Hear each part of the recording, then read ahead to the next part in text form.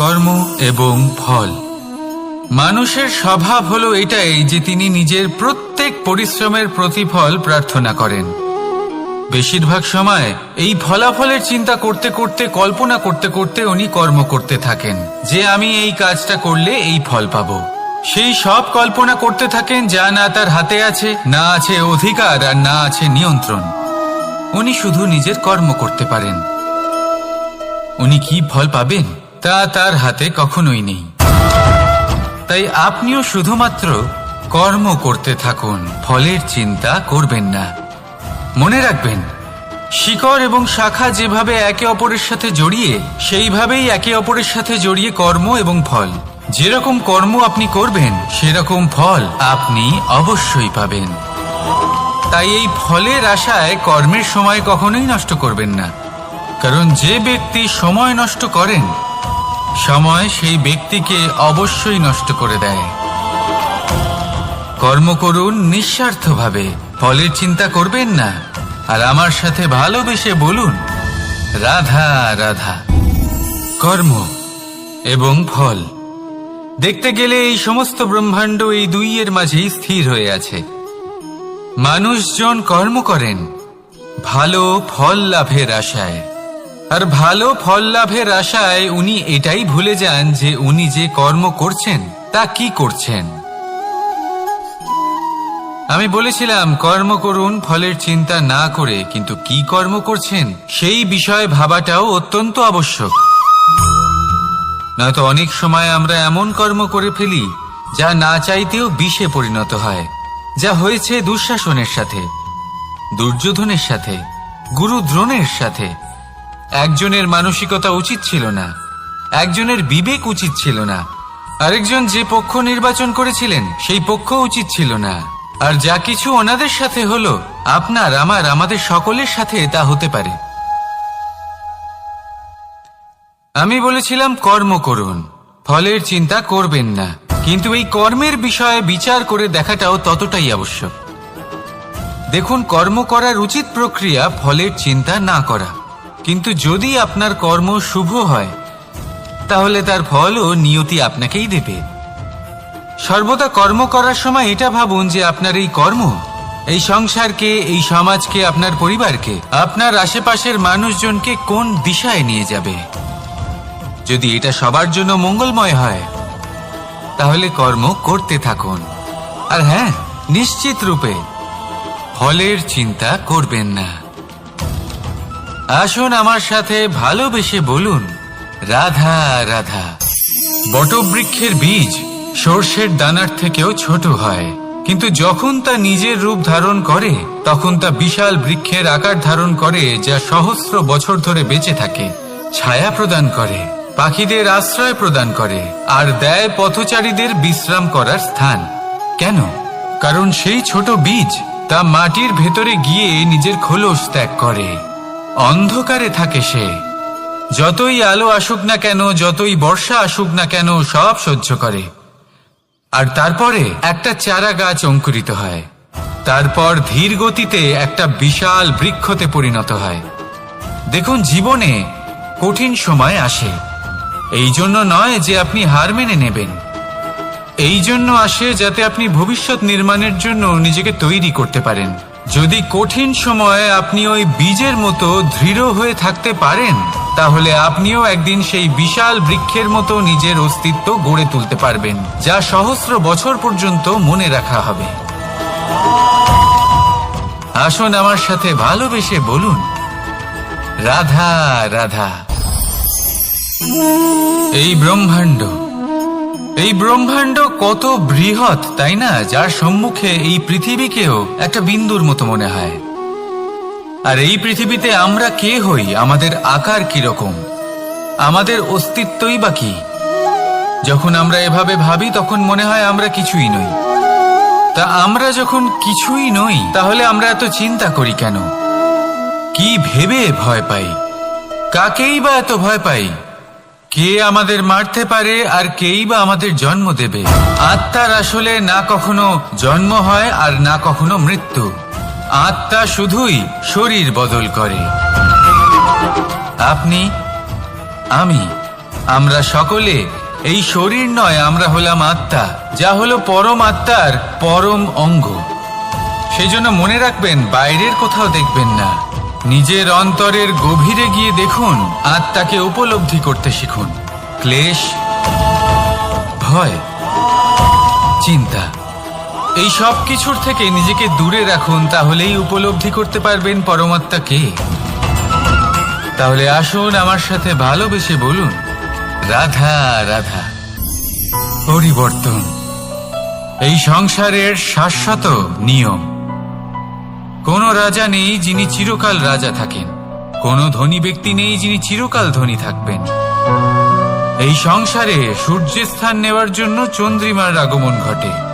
কোন স্থান যাকে পতিত বলা হয়েছিল সেখানে মহল তৈরি হয়েছে।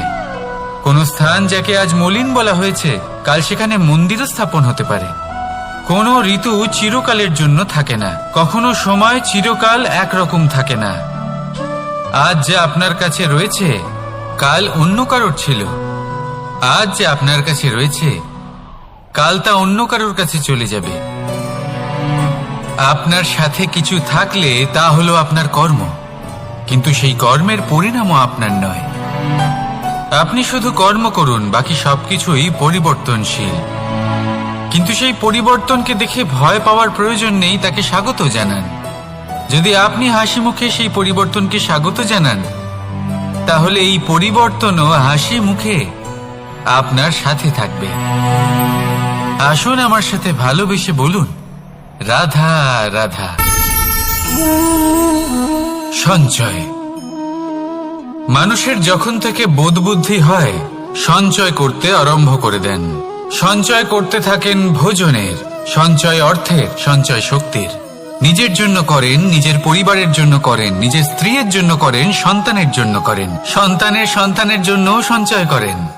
সঞ্চয় করার জন্য ওনার কাছে অনেক কারণ রয়েছে, কারণ উনি এটা ভাবেন যে এই সঞ্চিত শক্তির জন্য কেউ ওনার কোনো ক্ষতি করতে পারবে না। মানুষ ভুলে যান একটা গুরুত্বপূর্ণ কথা, এই সত্য, উনি এই সংসারে খালি হাতেই এসেছিলেন, আর এখান থেকে ওনাকে খালি হাতেই যেতে হবে। যা এখানকার তা এখানেই থেকে যাবে। আর যদি কিছু ওনার সাথে যায় তা হলো ওনার কর্ম, আর কিচ্ছু নয়। তাই যদি কিছু অর্জন করতে চান তাহলে শুভ কর্ম অর্জন করুন, আত্মশক্তি অর্জন করুন, কারণ পরলোকে এটাই হবে আপনার সম্পত্তি। তাহলে কি এটা আপনি অর্জন করতে চান না? আসুন আর আমার সাথে ভালোবেসে বলুন, রাধা রাধা। সদিচ্ছা। দেখতে গেলে 3 অক্ষরে তৈরি এই শব্দ, কিন্তু সমস্ত ত্রিলোক তার উপরেই আধারিত। আপনি এই সংসারে এসেছেন, তখন অবশ্যই শ্বাস নেবেন, কিন্তু তার বদলে আপনাকে কিছু তো দিতেই হবে। আপনার উপর নির্ভর করছে আপনি কি দেবেন। কি দেবেন এই সংসারকে, এই সমাজকে, নিজের পরিবারকে, আর তার বদলে কি নেবেন? যশ নাকি অপযশ? দেখুন, এক ছিল রাবণ, যে কিনা সমুদ্র পার করল সীতাকে অপহরণ করার জন্য, আর এক ছিলেন রামচন্দ্র, যিনি সমুদ্র পার করেছিলেন, সেতু বানিয়ে গিয়েছিলেন সীতাকে ফিরিয়ে নিয়ে আসার জন্য। দুজনেই সমুদ্র পার করেছিলেন, শুধু পার্থক্য ছিল সদিচ্ছাকে বোঝার, লক্ষ্যের। অনেক মানুষের যাত্রা একরকম হতেই পারে, কিন্তু আনন্দ তখনই লাভ করবেন যখন লক্ষ্য শুভ হবে, মহান হবে। এই লক্ষ্য দিয়ে এই সংসারের কল্যাণ হবে এবং মানুষের সম্মান হবে। যদি আপনার সংকল্প উচিত হয় তাহলে আপনার লক্ষ্য উচিতই হবে, নয়তো শুধুমাত্র বিনাশ হবে। আর উচিত এটাই হবে যে বিনাশের হাত থেকে যেন নিজেকে বাঁচানো যায়, কি বলেন? তাই জীবনে যে লক্ষ্য স্থির করছেন মনে রাখবেন তা যেন শুভ লক্ষ্য হয়। যদি এরকম হয় তাহলে আপনার যাত্রা, আপনার জীবন দুটোই শুভময় হবে। আসুন আর আমার সাথে ভালোবেসে বলুন, রাধা রাধা। সুরক্ষা। এই সুরক্ষা আসলে কি? এটা কি কোনো কবচ নাকি কোনো সীমা? এই সুরক্ষা আসলে অন্য কিছু। আমাদের মাতা পিতা, আমাদের প্রিয়জন, আমাদের বন্ধু, এই সমাজ, আমাদের শুভাকাঙ্ক্ষী, আমাদের আত্মীয়, এনারা সবাই আমাদের জীবনে কোনো না কোনো ভাবে সুরক্ষা দিয়ে থাকেন, একটা কবচ দিয়ে থাকেন কোনো না কোনো রূপে। কিন্তু দেখতে গেলে আমাদের পরাক্রমের পথে, আমাদের বীরত্বের পথে, আমাদের সাহসের পথে এই সুরক্ষাই সব থেকে বড় বাধা হয়ে দাঁড়ায়। একবার ভেবে দেখুন, যদি আপনি কোনো সুরক্ষাই না পান, বা যদি আপনি এই সুরক্ষা ভেঙে বাইরে আসতে পারেন, তাহলে আপনার বীরত্ব চরম সীমায় পৌঁছে যায়। কেন? কারণ তখন আপনি জানেন যে এই সংসারের সম্মুখীন আমাদের নিজেদেরই হতে হবে। আপনি বুঝে যান যে শত্রুর সম্মুখীন এবার নিজের বলের দ্বারা, নিজের পরাক্রমের দ্বারা, নিজের সাহসের দ্বারা করতে হবে। আর তখন আমাদের মনের মধ্যে এই শক্তি জাগ্রত হয়। এই শক্তি অন্তরেই বসবাস করে। শুধু এটা চিনে নিতে হবে, একে জাগ্রত করতে হবে। আর এটা সুরক্ষা ভেঙে যাওয়ার পরেই সম্ভব হয়। আর যারা নিজের শক্তি সম্পর্কে জানেন, যিনি নিজেই জানেন তিনি কতটা শক্তিশালী, তিনি নিজেই নিজের সুরক্ষা কবচ চিরকালের মতো ভেঙে ফেলে দেন, ঠিক কর্ণের মতো। আর তারপরে দেখুন, আপনার পরাজয় হোক বা বিজয়ী হোক না কেন, সেটাই অনেক বড় হয়, সেটাই প্রশস্ত হয়ে থাকে। সেই জন্য ত্যাগ করুন নিজের ভয়কে, নিজের আশেপাশের এই সুরক্ষা চক্রকে ভেঙে ফেলুন। আর সম্মুখীন হন এই সংসারের, নিজের শত্রুর সম্মুখীন হন। পরাক্রমের এই অঙ্কুর, তা অঙ্কুরিত হওয়ার জন্য বীজের উপরের এই কবচ, এটা ভেঙে যাওয়া অতি আবশ্যক। আসুন আমার সাথে ভালোবেসে বলুন, রাধা রাধা। যখন আমরা হাঁটতে থাকি আর আমাদের পায়ে কাঁটা বিঁধে যায়, তখন মুখ দিয়ে আহ বেরিয়ে আসে, কান্না চলে আসে, আর অনেক সময় অভিশাপও বেরিয়ে আসে। কিন্তু আমরা কি কখনো এটা এইভাবে দেখেছি, এইভাবে ভেবেছি যে আমরা যে পথে চলেছি সেই পথে কাঁটা বিঁধেছে, নাকি আমরা সেই পথ নির্বাচন করেছি যাতে শুধুই কাঁটা রয়েছে? নাকি আমরা এভাবে ভেবে দেখেছি যে এই কাঁটা আমাদের কষ্ট দিতে এসেছে, নাকি এটা আমরাই বিছিয়ে রেখেছিলাম? সাবধান থাকা উচিত ছিল, কারণ কাঁটা বিঁধলে যন্ত্রণা হবে, চিৎকার করে ফেলতে পারি, মুখ থেকে অভিশাপও বেরিয়ে আসতে পারে। কিন্তু এই অভিশাপ শুধুমাত্র আমাদের তরফ থেকে অভিশাপ হয়, সামনের ব্যক্তিটির ওপরও নির্ভর করে। এবার সেই ব্যক্তি যদি এমন হয় যে ফুল আর কাঁটা এই দুই সমানভাবে গ্রহণ করতে পারে, তার কাছে অভিশাপও বরদানে পরিণত হয়। শেষ পর্যন্ত ব্যাপারটা দাঁড়ায় ভাবনা, চিন্তা, দৃষ্টিভঙ্গির ওপর। কারণ আপনার এই ভাবনাই সত্যি হয়ে সামনে আসে। সেই জন্য এই ভাবনা, চিন্তা, মানসিকতাকে গুরুত্ব সহকারে দেখবেন। এই বিবেচনা নিয়ে বিবেচনা করতে শিখুন। আমার কথার অর্থ হলো যে জীবনে যখন এরকম কিছু একটা ঘটবে, তখন ভেবে দেখুন যে এরকম কেন হলো। আপনি কি এমন কোনো কর্ম করেছিলেন যার কর্মফল এটা? এমন কোনো কাজ যা অনুচিত ছিল, অসত্য ছিল, যা অভদ্রতার কারণ ছিল? ভেবে দেখা প্রয়োজন। দেখুন, ইচ্ছে হলো আপনার যে আপনি কি করতে চান, ভাবনা আপনার, সত্য আপনার, জীবন আপনার, সিদ্ধান্ত আপনার। আসুন আর আমার সাথে ভালোবেসে বলুন, রাধা রাধা। সময়, এই সময় আসলে কি? এই সময় একটা সরল রেখা তো কখনোই নয়। সময় হলো একটা চক্র, যেখানে এর আদি সেখানেই হলো এর অন্ত, আর যেখানে তা শেষ হয় সেখান থেকেই তার শুরু হয়। এই সময় একটা অত্যন্ত বিচিত্র চিন্তা, বিচিত্র ভাবনা, একটা বিচিত্র বস্তু যা কেউ বুঝতে পারেন না। এই সময়ের লীলা, এর কোনো প্রমাণ নেই, কোনো জ্ঞান নেই, কোনো পরিমাপ নেই। শুধু এটুকু আমরা জানতে পারি, যেখানে শেষ হবে সেখান থেকে একটা নতুন সূচনাও হবে। যা আজ আপনার কাছে আছে, কাল অন্য কারোর কাছে যাবে, তারপরে তার কাছ থেকেও অন্য কারোর কাছে যাবে, তারপরে তার থেকেও ছিনিয়ে নেওয়া হবে। এই নিয়তির একজনের কাছ থেকে অন্যজনের কাছে আদান প্রদানের এই সময় হলো আপনার সময়। এই সময়ের সদ্ব্যবহার করুন, এই সময়কে বাঁচুন। আপনাকে শুধু এটাই সুনিশ্চিত করতে হবে যে আপনি কোন পক্ষে আছেন। আর সত্যি বলতে কি, আপনার জীবনের পরিণাম নির্ভর করে আপনার নির্বাচনের ওপর। আপনি কোন পক্ষ নির্বাচন করছেন। তাহলে মনে রাখবেন, জীবনে সেই পক্ষই নির্বাচন করবেন যা চয়ন করার পরে আপনি সুখ অনুভব করবেন, আপনি সন্তোষ লাভ করবেন, প্রসন্নতা লাভ করবেন। আর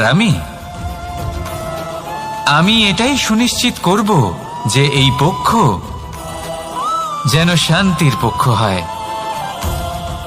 এই পক্ষই যেন প্রেমের পক্ষ হয়।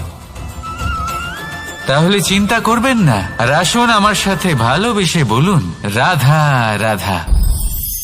দৃষ্টি আর দৃষ্টিভঙ্গি, এই সমগ্র লীলা হলো এই দুইয়ের।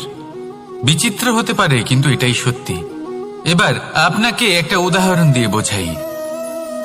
অনেক সময় আপনি কোনো ব্যক্তিকে এটা বলতে শুনবেন যে আমি আমার নিজের উপরে গর্ব করি, আমি নিজেকে নিয়ে গর্ব করি, আমি খুব ভালোভাবে আমার মা বাবার সেবা করি, ওনাদের আমি সবসময় সুখী রাখি, ওনাদের আমি একটা বাড়ি দিয়েছি, সকল সুখ সুবিধা দিয়েছি, ওনাদের জীবনে প্রত্যেক জিনিস দিয়েছি আর দেব যা তাদের প্রয়োজন। এবার আমাকে বলুন যে আপনি কে হন। আপনি হলেন সেই বীজ যা আপনার মাতা পিতা রোপণ করেছেন। আপনার মা বাবাই আপনাকে এই সংসারে জন্ম দিয়েছেন। এবার এইসব কথার কি তাৎপর্য? এই হলো সেই ব্যক্তির দৃষ্টিভঙ্গি। এবার দেখা যাক এই প্রকৃতি আমাদের কি শেখায়। কখনো কোনো গাছকে দেখবেন, যখন সেই গাছে ফল আসে, সে মালিকে এটা বলে না যে দেখো আমি তোমাকে ফল খেতে দিচ্ছি। সেই বৃক্ষ এটা বলে না যে দেখো আমি তোমায় আহার করতে দিচ্ছি, কারণ ও জানে যে এটা হলো সেই মালির পরিশ্রম, এটা হলো তারই কর্মের ফল, আর এটা তারই পাওয়া উচিত। সে বলে যে তোমার জিনিস তোমাকেই অর্পণ করলাম, এ আমার জিনিস নয়। ও জানে সেই মালির গুরুত্ব আসলে কি। এটা হলো তার দৃষ্টিভঙ্গি। সেই জন্য আপনি জীবনে কোন ব্যক্তির মধ্যে, কোন পশু পাখির মধ্যে, কোন প্রাণীর মধ্যে, কোন পরিস্থিতিতে, কোন আবেগের মুহূর্তে কি দেখতে পাচ্ছেন, সেটা আপনার দৃষ্টিভঙ্গির উপরে নির্ভর করছে। তাই নিজের মনে ধনাত্মক ভাব জাগ্রত করুন, শুভ চিন্তা নিয়ে আসুন। এই ভাবনাই সত্য হয়ে সামনে আসবে। এই দৃষ্টিভঙ্গি এমন হয়ে যাবে যে আপনার জীবনে সবকিছুই শুভ হবে। তাহলে আসুন আর আমার সাথে ভালোবেসে বলুন, রাধা রাধা। প্রতিশোধ অথবা কাউকে দুঃখ দেওয়ার ভাবনা, যদি এটা আপনার মনে থাকে, তাহলে আপনি নিজের মনেই যন্ত্রণার একটা বিশাল বৃক্ষ রোপণ করছেন, এটা মনে রাখবেন। কারণ কাউকে দুঃখ দেবার এই ভাবনা, এটা হলো সেই বীজ যা আপনার মনেই পতিত হবে, আপনার মনেই অঙ্কুরিত হবে, আর আপনার মনেই একটা বিশাল বৃক্ষরূপে বেড়ে উঠবে। জীবন আপনার, কর্ম আপনার, কাউকে দুঃখ দেবার ভাবনা আপনার ছিল, এই বৃক্ষ হলো আপনার, তাই এর ফলও আপনিই পাবেন, যা গ্রহণও আপনাকেই করতে হবে। মনে রাখবেন, যে মানুষ এটা ভাবে যে আমি ওকে দুঃখ দেব, ওকে কষ্ট দিতে চাই আমি, সেই মানুষই দুঃখ আর কষ্ট পেয়ে থাকে। যদি সেই জায়গায় আপনি এটা ভাবেন যে আমি কাউকে সুখী করে তুলতে চাই, কাউকে সুখ প্রদান করতে চাই, তাহলে তারও বীজ আপনার মনেই রোপণ হবে, বৃক্ষে পরিণত হবে, যার ফলও আপনিই পাবেন। এখানে বিষয়টা হলো শুধু মানসিকতার চিন্তা, যা সত্য হয়ে আপনার সামনে আসে। তাহলে এই মানসিকতা শুভ করুন, সবার জন্য মঙ্গল কামনা করুন। অন্যের মনে আপনার জন্য ভালো চিন্তা থাকুক বা না থাকুক, আপনি সবার জন্য শুভ চিন্তা করে কর্ম করতে থাকুন, তাহলে আপনার সাথেও ভালোই হবে। তাহলে আসুন আর আমার সাথে ভালোবেসে বলুন, রাধা রাধা। সুখ আর অভিজ্ঞতা, এই দুই জীবনে একসাথে কখনোই আসে না। মনে রাখবেন, যেখানে সুখ থাকে সেখানে অভিজ্ঞতা থাকে না, আর যখন এই সুখ আমাদের জীবন থেকে দূরে চলে যায়, তখন আমাদের জীবনে আসে এই অভিজ্ঞতা, পরমাত্মা, প্রকৃতি, নিয়তি। এই অভিজ্ঞতাকে আমাদের জীবনে পাঠান যাতে আমরা একটা অত্যন্ত গুরুত্বপূর্ণ শিক্ষা, একটা জ্ঞান প্রাপ্ত করতে পারি। এই অভিজ্ঞতা আমাদের শেখায় যে অতীতে এমন কি হয়েছিল যা আমাদের করা উচিত হয়নি। আমাদের শেখায় ভবিষ্যতে এমন কি আছে যা আমাদের করা উচিত আর কি করা উচিত নয়। দেখতে গেলে এই অভিজ্ঞতা আমাদের সেই শিক্ষা দেয় যার জন্য আমরা সুখের দিকে উচিতভাবে অগ্রসর হতে পারি। সেই জন্য জীবনে যখনই দুঃখ আসবে, দুঃখের এই সময় আসবে, তখন হতাশ হবেন না। বোঝার চেষ্টা করুন এই পরিস্থিতি কেন এসেছে, কি শিক্ষা দিতে এসেছে। যদি আপনি সেই জ্ঞান লাভ করেন, সুখের পথে অগ্রসর হন, তাও উচিত রূপে, তাহলে এই অভিজ্ঞতার উদ্দেশ্য পূরণ হয়ে যায়। তাহলে আসুন আর আমার সাথে ভালোবেসে বলুন, রাধা রাধা। এবং ফল। মানুষের স্বভাব হলো এটাই যে তিনি নিজের প্রত্যেক পরিশ্রমের প্রতিফল প্রার্থনা করেন। বেশিরভাগ সময় এই ফলাফলের চিন্তা করতে করতে, কল্পনা করতে করতে উনি কর্ম করতে থাকেন যে আমি এই কাজটা করলে এই ফল পাবো। সেই সব কল্পনা করতে থাকেন যা না তার হাতে আছে, না আছে অধিকার, আর না আছে নিয়ন্ত্রণ। উনি শুধু নিজের কর্ম করতে পারেন। উনি কি ফল পাবেন তা তার হাতে কখনোই নেই। তাই আপনিও শুধুমাত্র কর্ম করতে থাকুন, ফলের চিন্তা করবেন না। মনে রাখবেন, শিকড় এবং শাখা যেভাবে একে অপরের সাথে জড়িয়ে, সেইভাবেই একে অপরের সাথে জড়িয়ে কর্ম এবং ফল। যেরকম কর্ম আপনি করবেন সেরকম ফল আপনি অবশ্যই পাবেন।